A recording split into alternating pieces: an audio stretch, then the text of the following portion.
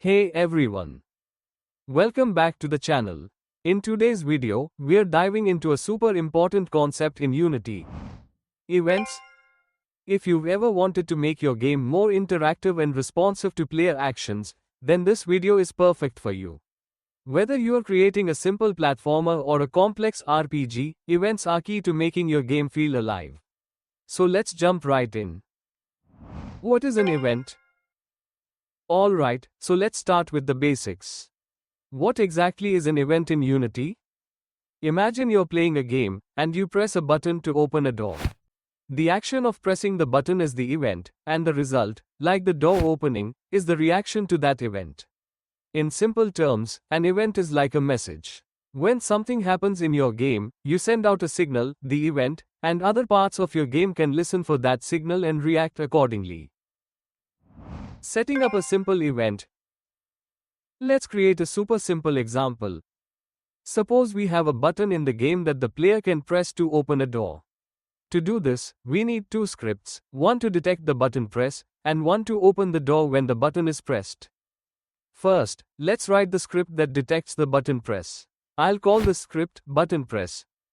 Here, we define a delegate, which is essentially a blueprint for our event. It specifies the type of method that can listen to this event. Then, we declare the event on button pressed. Inside the update method, we check if the player presses the A key. When they do, we trigger the event with on button pressed, invoke. That question mark here is a null check, ensuring we only trigger the event if something is listening for it. Subscribing to the event.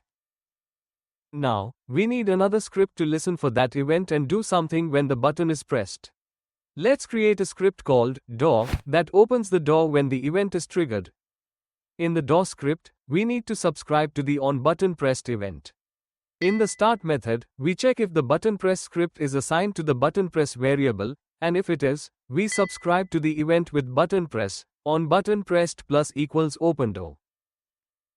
This means, whenever the button press event is triggered, our openDoor method will be called, opening the door.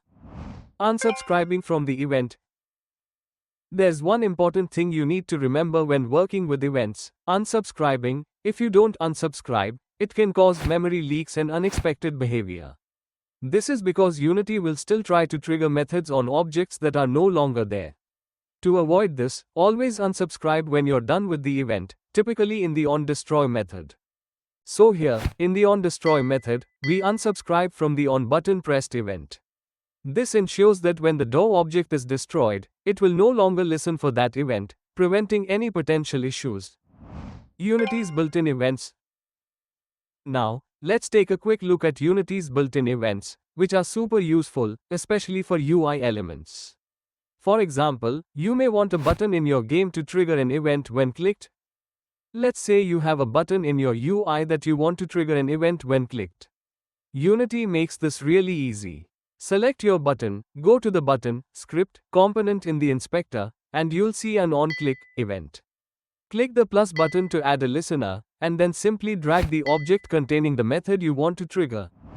Using Unity events for flexibility. Now, let's go even further and check out Unity Event. Unity events are like a more flexible version of events, allowing us to easily assign methods to events directly from the inspector, without needing to write code to subscribe to the event. Here, we're using Unity Event, which you can define just like a regular event but with more flexibility. In the inspector, you can add listeners directly, just drag and drop the methods you want to run when the event is triggered. This is especially helpful for designers or developers who prefer to handle things through the inspector rather than writing code.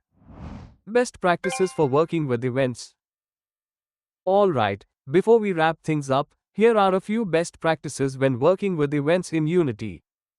Keep events specific. Only trigger events when something significant happens. Don't overuse them. Unsubscribe properly. Always unsubscribe from events in the onDestroy method to avoid memory leaks. Use Unity events for flexibility. If you want to easily assign listeners through the inspector, use Unity Event.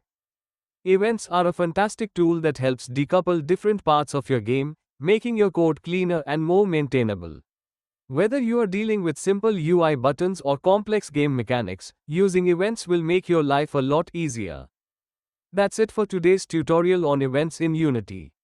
I hope you learned something new and that you're ready to start using events in your own projects.